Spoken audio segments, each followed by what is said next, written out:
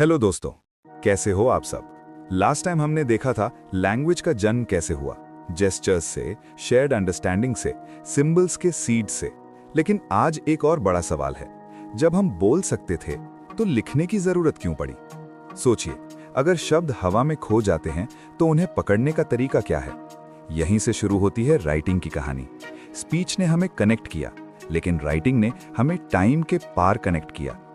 लेकिन उससे पहले, अगर आपको ऐसी इंटरेस्टिंग चीजें समझने में मजा आता है और आपको और भी इंटरेस्टिंग फैक्ट्स को जानना है, तो जल्दी से हमारे चैनल को सब्सक्राइब और वीडियो को लाइक कर दो, क्योंकि आपके लिए हम हर हफ्ते इस चैनल पर कुछ ना कुछ इंटरेस्टिंग लाते ही रहते हैं। तो चलो, now let's start. Speech moment में जीती है, राइटिंग सदियों तक टिकती है। सबसे पहले अल्फाबेट्स की दुनिया में एंट्री करते हैं फोनीशियन अल्फाबेट। अराउंड 1200 BCE के आसपास मेडिटेरेनियन रीजन में एक ट्रेडिंग सिविलाइजेशन थी, फोनीशियंस। उनका काम था ट्रैवल करना, ट्रेड करना, डील करना। और ट्रेड के लिए क्लैरिटी चाहिए होती है। उन्होंने एक सिंपल सिस्टम डेवलप किया, कॉम्प्लेक्स सिंबल्स नहीं, सिर्फ around 22 consonant signs. No complicated pictures, no heavy memorization, बस sound based representation.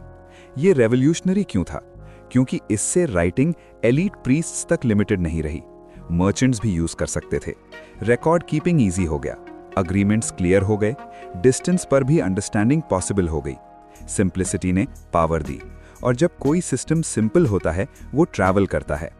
Phoenician alphabet Mediterranean के पोर्ट्स से पोर्ट्स तक फैल गया, और फिर एंटर हुए ग्रीक्स। ग्रीक अल्फाबेट ने एक मास्टर स्ट्रोक किया, उन्होंने वावल्स ऐड कर दिए।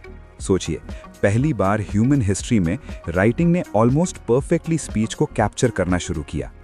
अब एम्बिग्युइटी कम हुई, रीडिंग इजियर हुई, पोएट्री लिखी जा सकती थी, फिलॉसफी रिकॉर्ड हो सकती थी, डिबेट्स प्रिजर्व हो सकते थे। और फिर इसी ग्रीक सिस्टम से इवॉल्व हुआ लैटिन स्क्रिप्ट। रोमन एम्पायर ने जब एक्सपैंड किया तो उनका स्क्रिप्ट भी साथ ट्रैवल करता गया। आज जो इंग्लिश, फ्रेंच, स्पेनिश, जर्मन लिखते हैं, उन सब के लेटर्स का डीएनए वही है। यहाँ एक पैटर्न समझिए, स्क्रिप्ट सिर्फ लैंग्वेज का टूल नहीं है, स्क्रिप्ट एम्पायर का टूल है।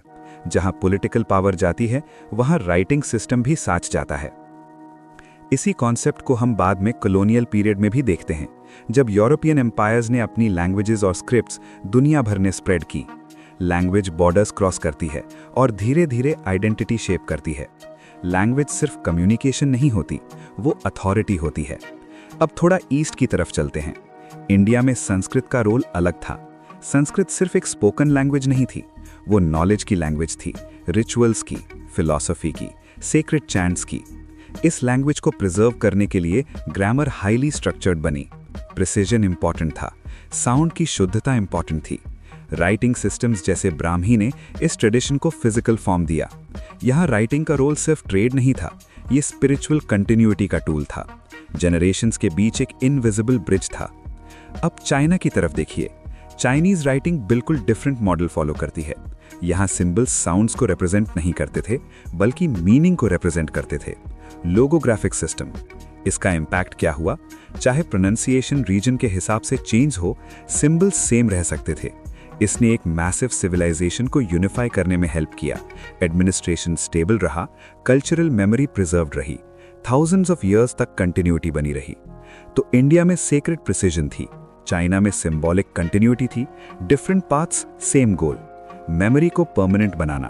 और जब मेमोरी परमानेंट होती है, सिविलाइजेशन डीपन होती है। अब सोचिए रिलीजियस टेक्स्ट्स के बारे में। स्क्रिप्चर का कॉन्सेप्ट तब पावरफुल बनता है जब वर्ड्स फिक्स्ड हो जाते हैं। जब टेक्स्ट सेक्रेट डिक्लेयर होता है तो उसका एग्जैक्ट प्रिजर्वेशन इंपॉर्टेंट हो जाता है। अब ओरल वेरिएशन अलाउड नहीं। राइटिंग ने बिलीफ को स्टेबलाइज किया, अथॉरिटी को एंकर दिया, इंस्टीट्यूशन स्ट्रांग हुए। अब एक और फेज आता है, मैन्युस्क्रिप्ट कल्चर। प्रिंटिंग प्रेस से पहले हर बुक हैंड रिटन होती थी।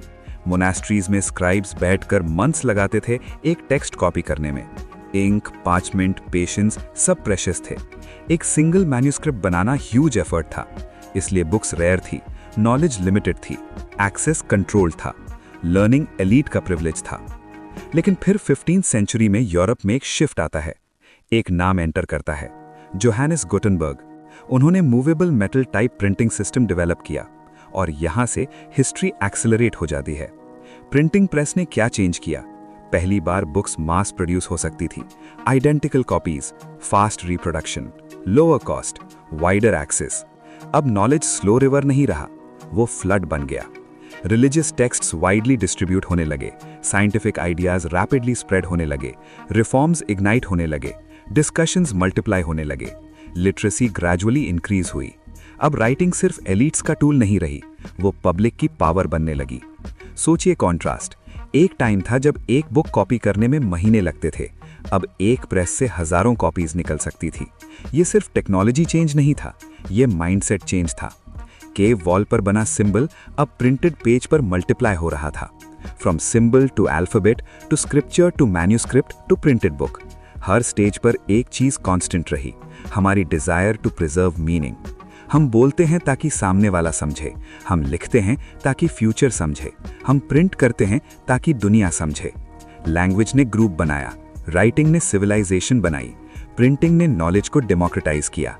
सिविलाइजेशन का मतलब सिर्फ बिल्डिंग्स नहीं होता, सिविलाइजेशन का मतलब मेमोरी होता है, और मेमोरी तब तक जिंदा रहती है जब तक वर्ड्स सर्वाइव करते हैं, और वर्ड्स तब सर्वाइव करते हैं जब हम उन्हें लिखते हैं और शेयर करते हैं। तो दोस्तों, अगर आपको ये वीडियो पसंद आया तो लाइक, शेयर और सब्सक्राइब जरूर करें। तब तक के लिए थैंक यू फॉर वॉचिंग।